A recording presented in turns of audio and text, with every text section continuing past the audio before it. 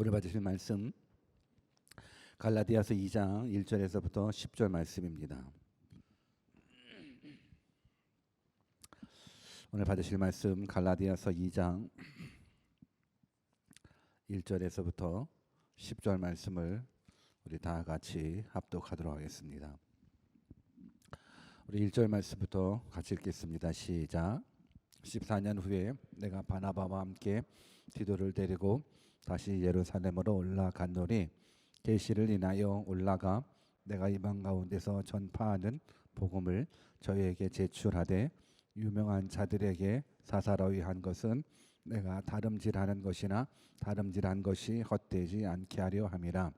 그러나 나와 함께 있는 헬라인 디도라도 억지로 할례를 받게 아니하였으니 이는 가만히 들어온 거짓 형제 까닭이라. 저희가 가만히 들어온 것은 그래서 예수 안에서 우리의 가진 자유를 엿보고 우리를 종으로 삼고자 함이로되 우리가 일시라도 복종치 아니하였으니 이는 복음의 진리로 너희 가운데 항상 있게 하려 함이라. 유명하다는 이들 중에 본래 어떤 이들이든지 내게 상관이 없으며 하나님은 사람의 외모를 취하지 아니하시나니 저 유명한 이들은 내게 더하여 준 것이 없고 도리어 내가 무할례자에게 복음 전함을 맡기를 베드로가 할례자에게 맡음가 한 것을 보고 베드로에게 역사하사 그를 할례자의 사도로 삼으시니가 또한 내게 역사하사 나를 이방인에게 사도로 삼으셨느니라.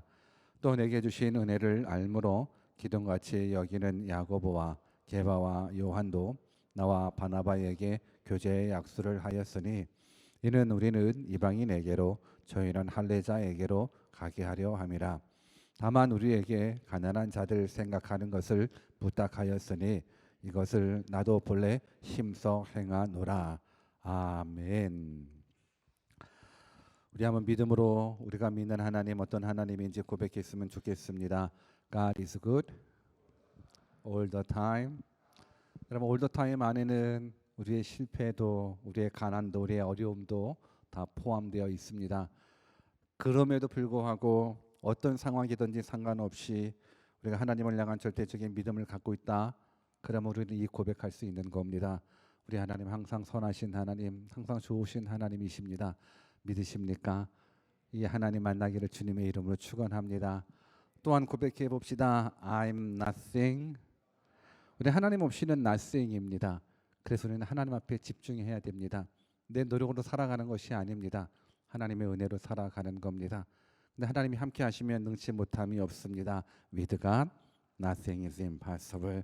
오늘 그 능력이 하나님 말씀으로 만나 뵙기를 주님의 이름으로 축원합니다.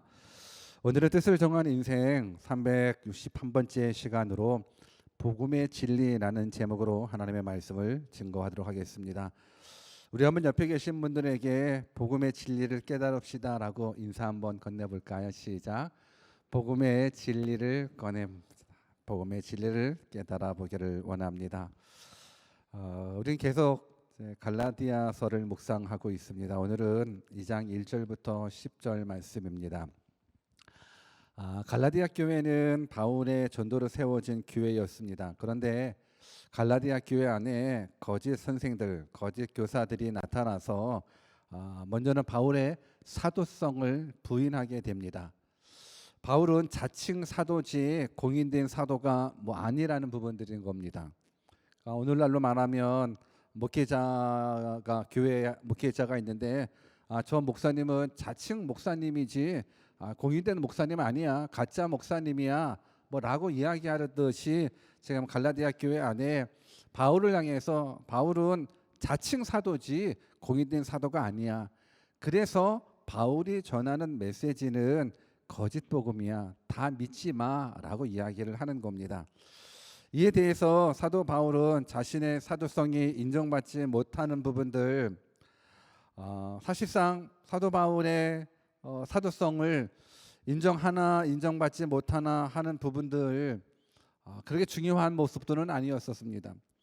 본인이 사도다 아니다라는 부분들은 그렇게 크게 중요하지는 않는데 뭐가 중요하냐면 본인의 사도성이 부인되면 본인이 전했었던 메시지가 부인되기 때문에 그래서 사도 바울은 본인이 사도라는 부분들을 말씀해 주고 있습니다. 무엇보다도 바울이 전했었던 그 복음은 바로 무엇이냐면 예수님께로부터 직접 받았었던 메시지거든요. 바울이 믿고 있었던 그 복음은 예수님으로 말미암아서 직접 받았었던 굿뉴스거든요. 그렇기 때문에 바울은 생명 내어 걸고 복음을 증거할 수밖에 없었습니다. 특별히 그 당시 어떤 어려움이 있었었냐면 유대주의자들의 가르침 가운데에는 이방인들이 예수님을 믿게 된다 그러면 그냥 예수님 믿고 구원받는 이 모습은 좀 부족하니까 우리들과 같이 이스라엘 백성들과 같이 율법을 지켜야지만 구원받을 수 있다라는 그런 메시지를 증거하고 있는 겁니다. 사도 바울이 전한 메시지는 오직 믿음으로 구원받는 건데, 근데 어떻게 오직 믿음으로만 구원받겠느냐? 율법을 지켜야지 구원받을 수 있지 않겠느냐 하면서 행위 구원을 강조하기 시작한 겁니다. 무엇보다도 구약의 율법을 준수하는 모습 속에서 최소한 이방인 너희들도 하나님의 백성이 되려면 그러면 율법을 다 지키지는 못해도 그래도 하나님의 백성으로서 가질 수 있는 상징이 있는데 바로 할례를 행해야 된다라는 부분들로 강조하기 시작한 겁니다. 할례란 오늘날 의료적인 단어를 빌린다 그러면 남성들의 포경 수술을 이야기합니다. 그냥 그거는 뭐 우술적인 부분들인 거고 의료적인 부분들인 거고, 구약 시대 때 하나님의 백성 이스라엘 백성들은요 하나님의 백성이라는 상징적인 부분들을 할례 의식에 두었습니다. 그래서 이스라엘 백성들 같은 경우는 어린 아이들이 태어나면 8일 만에 다 할례 의식을 치름으로 말미암아서 이 자녀가 하나님의 자녀라는 부분, 이 자녀가 하나님의 백성이라는 부분들을 알려주는 부분들인 겁니다. 특별히 할례 의식은 하나님께서 아브라함에게 주셨었던 피의 언약이었었는데, 근데 신약 시대 때에는 예수 그리스도의 보혈로 상징하게 됩니다. 여하튼 간에 갈라디아 교회 안에 바울이 전했었던 그 복음을 가짜 복음이라고 얘기하고, 최소한 이방인들이 예수님을 믿고 구원받기를 원한다 그러면 율법을 지켜야지만 구원받을 수 있다라는 그 거짓 메시지가 증거되고 있었습니다. 그러나 바울이 전하는 이 복음은 정말 생명의 복음이기 때문에 그거 아니라는 부분들, 바울은 생명 내 걸고 증거하는 복음은 결국은 행의 구원이 아닌 믿음의 구원이고 의의 구원이기 때문에 우리가 예수 그리스도의 십자가 공로 아니고서는 구원받을 수 없다라는 그 메시지를 증거하는 부분들이거든요. 아까도 말씀드린 대로 유대인들 같은 경우는, 이스라엘 백성들 같은 경우는 최소한 할례를 행해야 된다, 이방인들을 향해서 그래야 구원받는다라고 이야기하지만 할례는 피 언약으로서 우리가 예수 그리스도의 십자가 보혈을 상징하기 때문에 지금은 우리가 할례 받아야 구원받는다 이렇게 얘기하지 않거든요. 그러나 예수 그리스도를 믿는 그 순간 우리는 영적 할례를 받는 모습이기 때문에 육체적인 할례는 필요하지는 않습니다. 오늘 그 부분들 속에서 사도 바울이 다시 한번 예루살렘에 있는 사도들과의 만남을 통해서 본인이 전했었던 그 복음이 진짜 복음이라는 사실들을 다시 한번 강조하게 되는 것이 오늘 본문 말씀이거든요. 저는 바라옵기는 오늘 이 시간 여러분들 모두도 물론 복음이라는 부분들 어렵게 들려질 수 있겠지만 복음은 쉽습니다. 너무너무 쉽기 때문에 거짓이 틈탈 수 있는 거거든요. 저는 바라옵기는 여러분들 모두가 다시 한번 복음의 진리를 깨닫는 시간이 되었으면 좋겠습니다. 말씀 듣는 이 시간을 통해서 복음의 진리가 무엇인지 깨닫는 은혜가 여러분들 가운데 있었으면 좋겠습니다. 여러분 재미있는 말 들으려고 오는 건 아니지 않습니까? 오늘 복음의 메시지가 결국 여러분들을 살리는 메시지가 됩니다. 예수 그리스도가 나의 주인이고 나의 구원이고 내가 그분으로 말미암아서 구원받았다, 영원한 생명을 얻었다, 이 복음만 확실하게 되면 여러분들의 삶 가운데에서 이 세상에서 벌어지는 많은 일들은 그렇게 큰 일이 될 수가 없습니다. 정말로 감격에 사로잡혀 살고 싶고 정말 은혜에 감사에 사로잡혀 살고 싶다 그러면 예수 그리스도의 십자가 복음을 깨달으십시오. 그러면 여러분들의 영적인 모습에 성장이 있습니다. 예수 그리스도의 십자가 복음을 깨닫기만 한다 그러면 이 땅에 살아가는 모습 속에서도 감사할 수 있습니다. 기뻐할 수 있습니다. 참된 행복을 누릴 수 있습니다. 그래서 오늘도 말씀을 들으면서 기도하십시오. 하나님, 내가 딴 생각 빠지지 않게 해주십시오. 내가 말씀에 집중해서 오늘 복음의 진리를 깨닫는 시간 되게 해주십시오라고 그렇게 한번 기도하면서 말씀 들었으면 좋겠습니다. 오늘도 한 절 한 절 하나님의 말씀을 읽어가면서 내게 주신 은혜의 메시지를 받도록 하겠습니다. 우리 본문 1절 같이 읽어보겠습니다. 같이 읽습니다. 시작. 14년 후에 내가 바나바와 함께 디도를 데리고 다시 예루살렘에 올라갔노니 14년 후라는 부분들은 아마도 바울이 회심한 시기로부터 14년 후일 것입니다.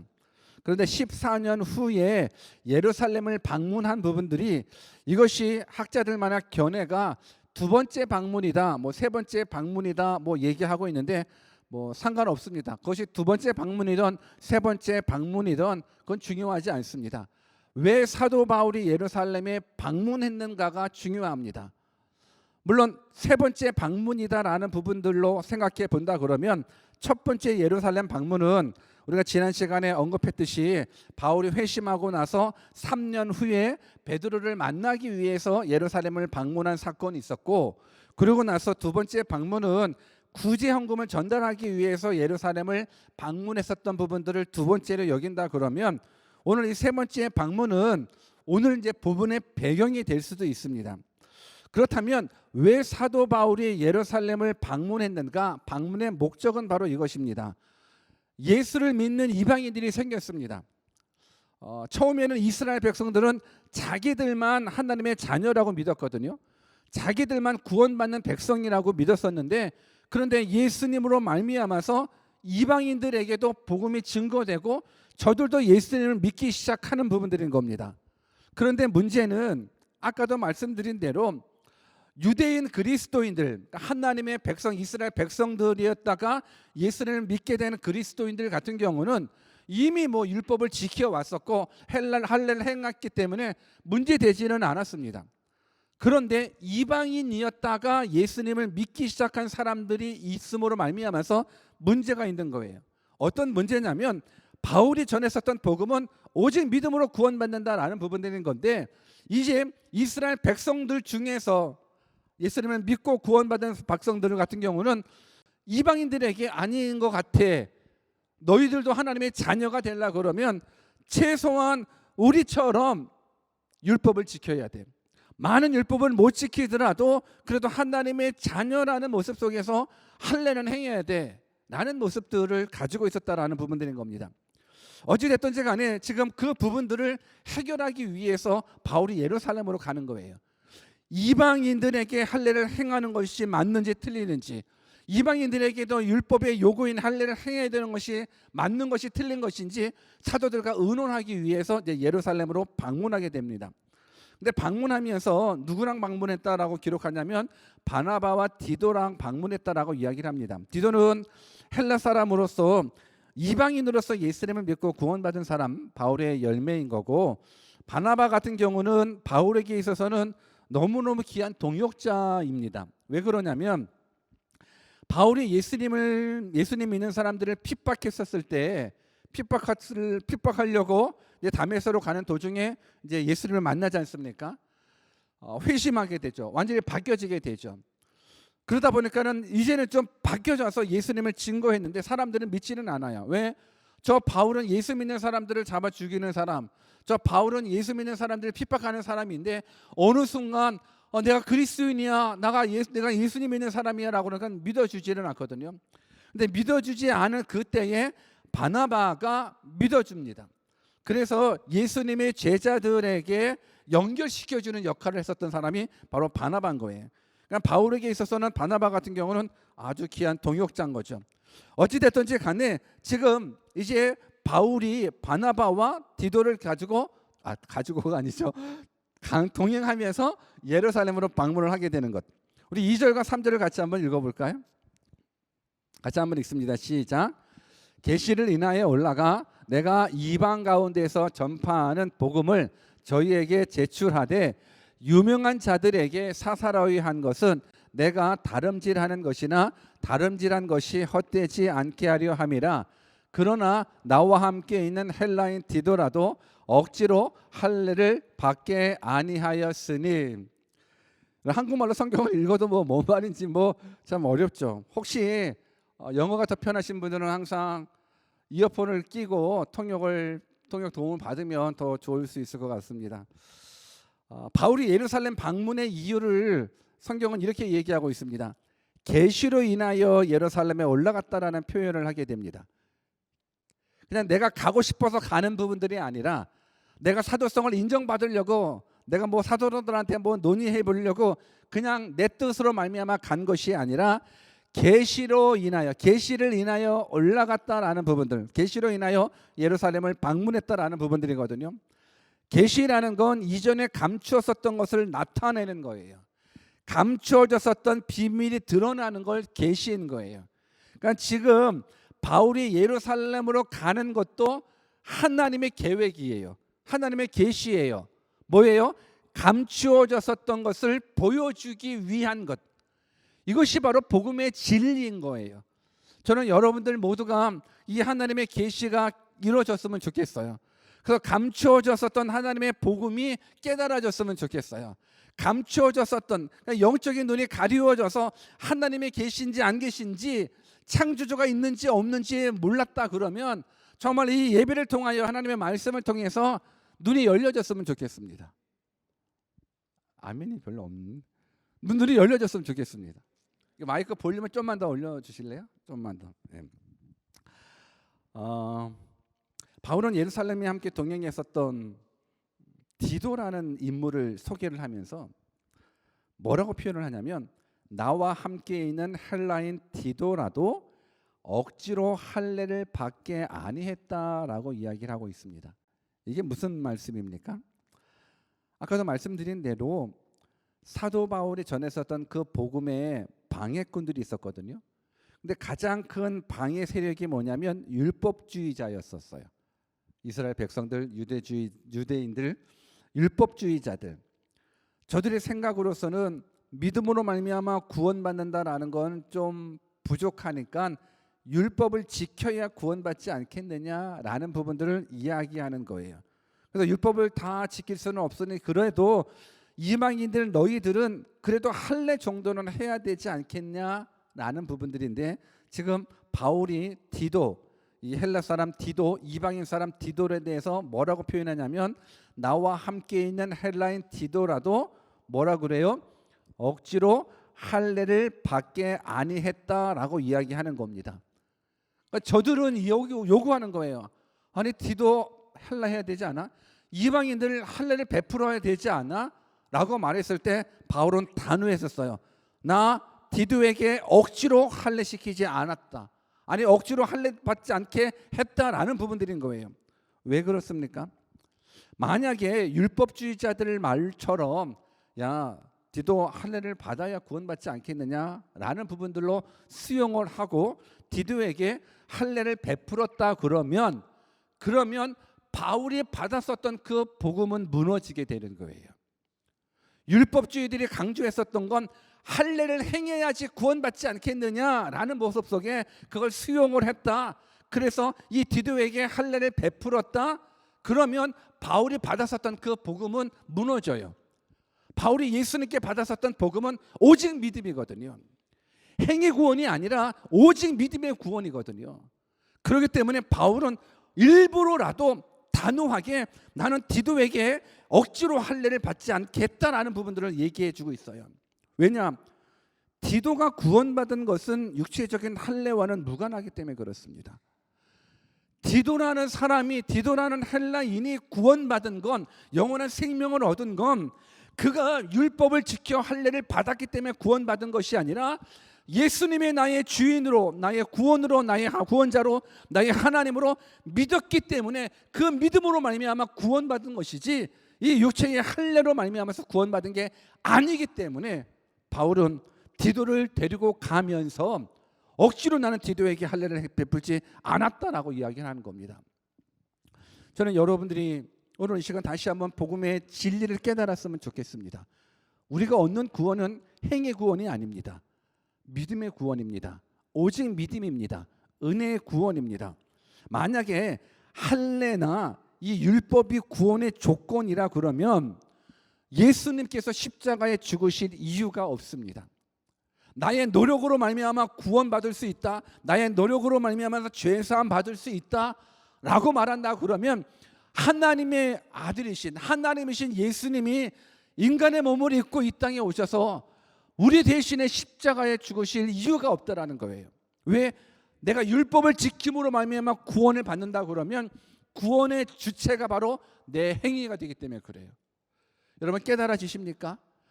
나의 행위로 말미암아서 구원을 받는다 그러면 예수님이 죽으실 이유가 없는 거예요. 우리의 노력으로 우리의 행위로 구원받을 수 없기 때문에 하나님이 예수님을 이 땅에 보내주신 거예요. 이것이 바울이 깨달은 이 복음이거든요. 우리 본문 4절과 5절도 같이 한번 읽어보겠습니다. 4절과 5절 같이 읽습니다. 시작. 이는 가만히 들어온 거짓 형제 까닭이라 저희가 가만히 들어온 것은 그리스도 예수 안에서 우리의 가진 자유를 엿보고 우리를 종으로 삼고자 함이로되 우리가 일시라도 복종치 아니하였으니 이는 복음의 진리로 너희 가운데 항상 있게 하려 함이라. 아멘. 복음의 진리로 너희 가운데 항상 있게 하려 함이라. 왜 갈라디아 교회에게 선포되었었던 그 참된 복음이 훼손되었을까요? 분명히 바울이 전했었던 그 오직 믿음으로 말미암아서 구원받는 이 복음이 왜 갈라디아 교회에 어느 순간 이 복음이 무너져 버렸을까요? 바울은 말합니다. 이는 가만히 들어온 거짓 형제 까닭이라고 이야기를 하고 있습니다. 거짓 형제. 우리가 갈라디아서 1장을 공부했었을 때는 어떤 이들이라는 부분들을 얘기했지 않습니까? 어떤 사람들 때문에 무너졌거든요. 오늘 거짓 형제 때문에 그래요. 가만히 들어온 거짓 형제들. 여러분들 가만히 들어온 거짓 형제이지만 우리는 그런 형제라고 부르거든요. 교회 공동체 안에 우리는 오픈되어 있어요. 다 오픈되어 있지 않습니까? 혹시 여러분들 오늘 교회에 오시면서 출입증을 발급받아서 오신 분 계십니까? 아니요. 다 오픈되어 있습니다. 그리고 다 형제고 다 자매입니다. 우리 주 안에서 형제고 주 안에서 자매입니다. 우리 한번 옆에 계신 분들이 형제라 그러면 형제님, 자매님이라 그러면 자매님 한번 인사 한번 해줘 보실래요? 시작. 형제님, 형제님, 자매님. 우리 다 형제고 다 자매인 거예요. 그런데 보십시오. 옆에 형제님 앉아 계셨죠? 옆에 자매님 계시죠? 근데 그 형제가 거짓 형제인지 거짓 자매인지 여러분들 눈치채셨습니까? 우리 가운데에서도 거짓 형제가 있을 수도 있거든요. 우리 가운데에서도 거짓 자매가 있을 수 있거든요. 한번 그런 모습 속에서 내 옆에 있는 형제가 진짜 형제인지 거짓 형제인지 다시 한번 형제님 안녕하세요 인사하면서 한번 그들의 눈을 한번 보십시오. 시작. 거짓 형제 맞어요? 거짓 형제 있어요? 없어요. 우리는 몰라요. 우리는 형제예요. 다 형제. 교회 오면 다 환영해요. 아, 형제님 환영합니다. 자매님 환영합니다. 그런데 갈라디아 교회가 왜 무너졌는가? 무너진 건 아니고 왜 복음이 훼손되었는가? 가만히 들어온 거짓 형제 때문에 그래요. 그런데 이 거짓 형제는 율법주의자거든요. 근데 율법주의자는 율법을 지킬까요? 안 지킬까요? 율법을 지켜요. 저들은 말하는 건 율법을 지켜야 구원받지. 물론 믿음으로 구원받는 거 맞아. 근데 생각을 해봐봐. 믿는다라는 건 어떻게 표현되겠니? 행동으로 표현되잖니. 그러니 너가 율법을 지켜야 구원받지. 나 봐봐봐. 내가 이렇게 기도하잖아. 내가 이렇게 구제하잖아. 내가 이렇게 봉사하잖아. 내가 이렇게 율법을 지키잖아. 여러분들 가만히 들어온 거짓 형제들은 율법주의자들을 말하는데 율법주의자들은 율법을 잘 지켜요. 그러면 우리 공동체 가운데서도 여러분 일하는 사람하고 일 안 하는 사람하고 누가 더 영향력이 있는가요? 교회 가운데 일 열심히 봉사 열심히 하는 사람들이 영향력이 있을까요? 아니면 일 안 하는 사람이 영향력이 있을까요? 이 열심히 하는 사람이 영향력이 있어요. 그러면 이 거짓 형제들이 영향력이 있을 수밖에 없어요. 왜? 열심히 종교적인 행위를 하거든요. 하나님을 믿으려면 이렇게 믿어야 된다는 종교적인 행위가 열심히 있기 때문에 영향력이 있을 수 있어요. 물론 교회 안에서 열심히 봉사해서 영향력을 갖는 거는 좋아요. 그런데 그 열심을 내서 행하는 그 영향력은 복음의 진리를 깨닫는 모습들하고는 다른 차원인 거예요.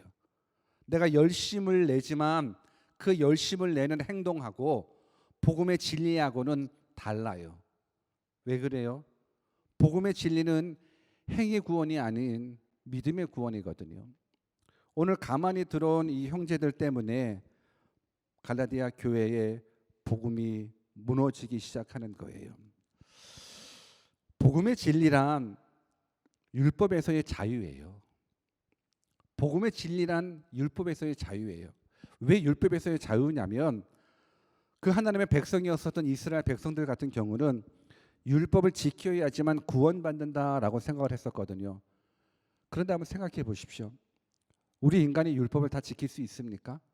율법을 다 못 지켜요. 저들은 율법을 지켜야지 천국에 간다라고 믿는데 율법을 한 개라도 어기면 천국 못 가거든요. 율법을 지켜야 구원받는다고 그러면. 그렇기 때문에 저들은 항상 종의 모습으로 사로잡혀 있어요. 불안해요. 여러분 종은 자유가 없어요. 종은 자유가 없어요. 내가 구원받기 위해서는 항상 얽매여 있어야 되는 거예요. 내가 구원받기 위해서는 이것도 해야 되고, 내가 구원받기 위해서는 이것도 해야 되고, 내가 천국 가기 위해서는 이것도 해야 되고, 할 게 너무 많아요. 지켜야 될 게 너무 많아요. 근데 다 지켜지지 못해요. 그러다 보니까는 늘 자유함을 얻지 못해요. 그런데 우리가 구원받을 수 있는 유일한 건 행위 구원이 아닌 믿음의 구원이고 은혜의 구원이기 때문에 이제 율법에서 자유해요. 나의 행위로 말미암아 구원받는 것이 아니라 믿음으로 말미암아 구원받는다라는 모습 속에 자유를 가져요. 여러분 생각해 보십시오. 율법주의자들이 율법을 하나씩 어길 때마다 그 마음 가운데 얼마나 큰 짐이 되겠어요. 나 또 죽으면 천국 못 가는구나. 나 구원받지 못하는구나. 나 또 죄졌네. 내가 또 거짓말했네. 너 또 사기쳤네.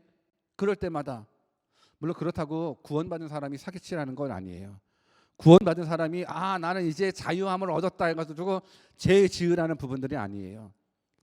최소한 행위 구원이 아닌 믿음의 구원이라는 이 복음의 진리를 깨닫다 그러면 자유해요. 그런데 거짓 형제들이 다시금 죄의 종을 삼는 거예요.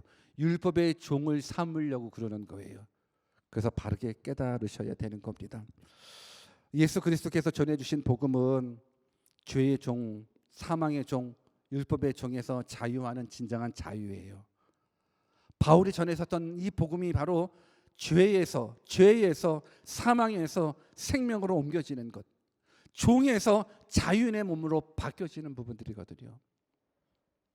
오늘 6절에서 8절도 한번 같이 읽어볼까요? 바울이 전했었던 그 복음을 기억하면서 6절에서 8절입니다. 시작. 유명하다는 이들 중에 본래 어떤 이들이든지 내게 상관이 없으며 하나님은 사람의 외모를 취하지 아니하시나니 저 유명한 이들은 내게 더하여 준 것이 없고 도리어 내가 무할랄 자에게 복음 전함을 맡기를 베드로가 할례 자에게 맡음과 같이 한 것을 보고 베드로에게 역사하사 그를 할례 자의 사도로 삼으시니가 또한 내게 역사하사 나를 이방인에게 사도로 삼으셨느니라. 이 말은 이렇습니다. 저 유명한 이들이 내게 더하여 준 것이 없다라는 거예요. 이 말은 뭐냐면 지금 사도 바울이 갈라디아 교회 가운데에 사도성을 의심받고 그리고 바울이 전했었던 그 복음의 메시지를 의심받게 되지 않습니까? 근데 지금 바울이 말하는 거예요. 저 유명한 이들이 내게 더하여 준 것이 없다라는 부분들 뭐냐면 이렇게 생각하시면 될 것 같아요. 갈라디아 교인들아, 내가 사도가 아니라고 너희들을 인정하고 있고, 사도는 지금 예루살렘 교회에서 목회하고 있는 바울이나 요한이나 야고보나 이들이 너희들이 사도라고 이야기하고 나는 아니라고 이야기하지. 근데 내가 전한 이 복음의 메시지 가운데에 그 유명한 이들은 그 저들이 생각하는 부분들인 거예요. 이 사도인 거예요. 예수님의 제자들이 내가 전해줬었던 그 메시지에 더해준 것이 없다라는 거예요. 더 쉽게 말하면 내가 전한 이 복음, 내가 깨달은 이 복음은 이들도 인정한 복음이고 예수님도 인정한 복음이기 때문에 내가 전한 그 복음에 개정이 필요 없고 추가될 것이 필요가 없다라는 거예요. 더해줄 게 필요 없다라는 거예요. 그러니까 베드로가 만약에 사도다. 그리고 바울 같은 경우가 베드로한테 갔는데 베드로가 바울 이렇게 전하면 안 돼. 이건 이렇게 바꾸자. 이건 저렇게 수정하자. 라고 하지 않았다라는 거예요. 저 유명한 이들이 내게 더하여 준 것이 없다라는 건 내가 전한 이 복음은 저들도 전하는 복음이라는 거예요. 내가 전한 이 복음이 바로 예수님께서 가르쳐 주신 그 복음이라는 부분들인 거예요. 그러면서 베드로가 할례자의 사도, 즉 유대인들에게 복음을 전하는 사도로 쓰임 받는 것처럼 나는 무할례자들, 즉 이방인들에게 복음을 전하는 사도로 쓰임 받고 있음을 말해주고 있는 것. 그러니까 결국 바울이 전하는 복음이 사도들이 인정한 복음이고 하나님이 인정한 복음이라는 부분들을 말씀해주고, 그러기 때문에 내가 전한 복음이 틀리지 않다라는 거예요. 내가 전한 복음이나 베드로가 전한 복음이나 다르지 않다라는 부분들인 거예요. 그래서 너희들이 이 복음의 진리 가운데서 바르게 깨닫는다 그러면 너희들도 율법에서 자유할 수 있는데, 아니 왜 예수 그리스도가 이 땅에 오셔서 율법에서 자유하게, 죄에서 자유하게 만들었는데 왜 다시금 끄집어 와서 자유된 자에게 율법의 종으로 만드느냐라는 부분들인 거예요. 여러분, 복음의 진리는 오직 믿음으로 말미암아 얻는 구원입니다. 믿음으로 얻는 구원, 이것이 우리가 은혜로 얻는 구원인 겁니다. 저는 여러분들 모두가 갈라디아서를 묵상하면서 물론 율법을 지키지 말라라는 것이 아니에요. 율법을 무시하지 말라라는 것이 아니에요. 최소한 구원의 조건은 율법이 될 수 없다라는 거예요. 우리가 율법을 반드시 지켜야죠. 다시 지켜야죠. 하나님의 말씀대로 순종해야죠. 그런데 그 순종함이 구원의 조건이 아니라, 그 순종함은, 율법을 지키는 것은 구원받은 사람들의 믿음의 반응인 것이지 그것이 구원의 조건이 아니라는 거예요. 여러분, 이걸 깨달아 알으셔야 돼요. 많은 사람들이 예수님을 믿어도 착하게 살아야 구원받는 거 아니에요? 예수님을 믿어도 그래서 하나님의 뜻대로 기도 생활은 이 정도 해야 되고, 말씀 생활은 이 정도 해야 되고, 전도 생활은 이 정도 해야지 구원받는 거 아니에요? 구제 정도는 해야 구원받는 거 아니에요? 라고 이야기할 수 있어요. 아니요, 그거는 거짓 복음이에요. 바울이 전한 복음, 예수님이 전한 복음, 베드로가 전한 복음이 아니에요. 우리가 구원받을 수 있는 유일한 길은 오직 예수예요. 그 예수님을 믿음으로 말미암아 구원받는 거고, 그 구원의 조건은 그 어떤 행위가 될 수가 없어요. 그 율법은 구원받은 사람의 믿음의 행위인 거예요. 구제도 마찬가지고 기도도 마찬가지고 사랑의 삶도 마찬가지예요. 그걸 해야 구원받는 부분들이 아니라 구원받은 사람들의 믿음의 반응이 바로 그 행위라는 부분들. 저는 이 사실을 깨닫고 내가 얻은 구원에 대해서 감사했으면 좋겠어요. 내가 얻은 구원에 대해서 감격했으면 좋겠어요. 나 같은 죄인이 영원한 생명을 얻을 수 있다는 것, 나 같은 죄인이 지옥 가지 않고 천국에 갈 수 있다는 것, 여러분, 이보다 더 귀한 게 어디 있어요? 행위로 만약에 구원받는다? 우리는 못 가요. 돈으로도 못 가요. 얼굴 이뻐도 못 가요. 우리 주일학교 때 그런 노래들 있지 않습니까? 어여뻐도 못 가요. 뭐 가지고도 다 못 가요. 맞아요, 다 못 가요. 믿음으로 가는 나라, 하나님 나라인 겁니다. 저는 이 믿음 여러분들이 얻기를 주님의 이름으로 축원합니다. 그러면서 바울은 오늘 본문의 결론을 이렇게 맺습니다. 우리 9절과 10절을 같이 한번 읽어보겠습니다. 같이 읽습니다. 시작.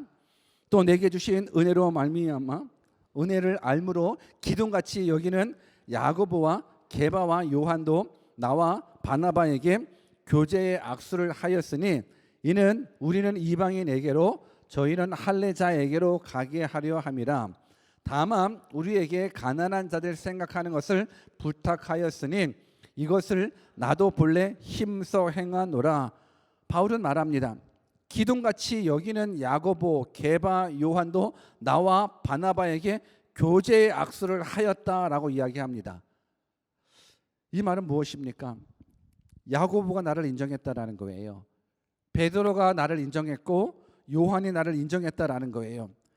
어찌 보면 오랫동안 시달렸었던 사도성의 문제가 이 교제의 악수로 말미암아서 깔끔하게 해결된 거예요. 오랫동안 공격받아 왔었던 바울의 메시지가 이 야고보와 게바와 요한도 나와 바나바에게 교제의 악수를 했다라는 부분들 깔끔하게 처리됐다라는 거예요. 내가 사도고 내가 전했었던 그 복음의 메시지, 이들도 인정함, 이들도 전하는 복음의 메시지라는 부분들인 거예요. 맞죠? 이제 기둥 같은, 그러니까 예루살렘 교회, 아니 사도로서 기둥 같았었던 야고보, 게바, 요한이 인정했기 때문에 이 교제의 악수가 주는 의미가 커요. 그러면서 저들은 유대인들을 위한 선교사로 사명을 감당하고 나는 이방인들을 위한 선교사로 감당하겠다라는 부분들로 결론을 맺으면서 10절에 보니까는 다만 우리에게 가난한 자들 생각하는 것을 부탁하였으니 이것을 나도 본래 힘써 행하노라 라고 이야기합니다. 이 말은 무슨 말이냐면 당신네들은 이스라엘 백성들을 향한 유대인들을 위한 선교사, 나는 이방인들을 위한 선교사. 비록 선교의 대상은 다르지만 우리가 공통적으로 해야 할 사명이 있는데 이게 바로 구제라는 부분들, 이게 바로 가난한 자들을 생각하는 것, 다만 우리에게 가난한 자들을 생각하는 것을 부탁했다라는 부분들, 가난한 자들을 존중히 여기는 것, 이게 그리스도인들의 거룩한 사명이 된다라는 거예요. 비록 선교의 대상은 다르지만 우리 모두가 힘써야 될 부분들은 결국 가난한 자를 돌보는 것, 그러니까 가난한 자를 돌본다라는 건 사랑의 실천을 말하는 거예요. 사랑의 실천. 왜냐, 사랑이 없으면 그리스도인이 아니기 때문에 그래요. 비록 너와 나 선교의 대상은 다르지만 똑같은 메시지를 전하는 것 우리 일치 봤어요.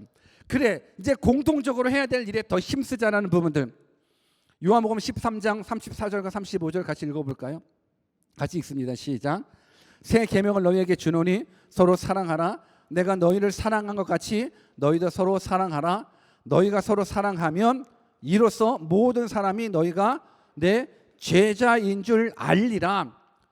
율법을 지켜야만 구원받는다. 아니, 그런 희한한 말 하지 말고 율법으로 말미암아 구원받는 것이 아니라 믿음으로 말미암아 구원받는다.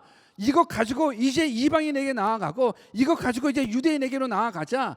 그리고 그 율법은 구원받을 수 있는 구원의 자격이 아니라 믿음의 사람들이 행해야 되는 부분들인 거고, 율법의 완성은 결국은 사랑이니까 이 사랑을 실천하자라는 부분들인 거예요. 깨달아지십니까? 그래서 우리가 이 사랑을 실천하기 위해서 가난한 자를 돕는 거예요. 이 사랑을 실천하기 위해서 내 주변에 관심 있게 보는 거예요. 누가 아픈가, 누가 힘든가, 누가 못 먹었는가, 누가 어떤 이런 어려움을 겪고 있는가, 그 관심을 가지고 돕는 거예요.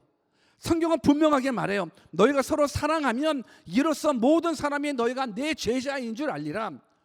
세상 사람들이 그리스도인을 그리스도인답게 취급하지 않는 이유가 뭐예요? 이제 그리스도인들이 서로 사랑하지 않기 때문에 그래요. 서로 사랑하더라고 지들끼리만 사랑하기 때문에 그래요. 우리는 세상 속으로 나아가 더 많이 사랑해야죠. 사랑하면 세상은 우리를 인정해줘요. 우리가 세상에 가난한 자, 소외당한 자, 불쌍한 자 더 많이 예수님의 이름을 가지고 사랑하면 저들이 우리가 그리스도인의 사실을 알고 저들이 하나님 앞에 영광을 올려드려요. 그러니 저는 여러분들 모두가 이 복음의 진리를 바로 깨닫고, 이 복음의 진리 바로 깨달아 구원은 오직 믿음으로 간다는 것 깨닫고, 율법은 구원의 조건이 아닌 구원받은 사람의 마땅한 행동, 믿음의 반응이기에 이제 더 많이 사랑함으로 말미암아서 세상 속에 빛이 되고 소망이 되는, 빛이 되고 소망이 되고 소금이 되고 소망이 되는 여러분 모두가 되어서 정말 이 세상 가운데 교회 무너지면 다 무너지는 거거든요. 그리스도인들이 무너지면 다 무너져. 이 세상은 이제 소망이 없어요. 교회가 소망이에요. 여러분들이 소망이에요. 그래서 이 진리를 증거할 수 있는 진짜 그리스도인들, 참된 그리스도인 되시기를 주 예수 그리스도의 이름으로 축원합니다. 우리 같이 한번 기도하겠습니다.